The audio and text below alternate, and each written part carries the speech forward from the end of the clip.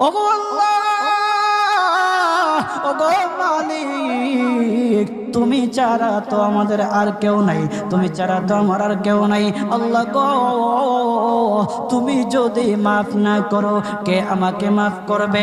তুমি যদি মাফ না করো কে আমাকে মাফ করবে?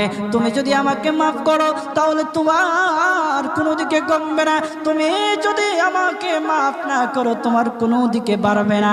আল্লাহ গো, তুমি আমাকে মাফ করে দাও। সারাটা জীবন অন্যায় কাজ করেছি, সারাটা জীবন নাফরমানি করেছি, আমার কাছে কালেমার দাওয়াত কম আসে নাই, আমার কাছে কালেমার দাওয়াত কম আসে নাই, আমাকে লোকেরা কম বোঝায় নাই।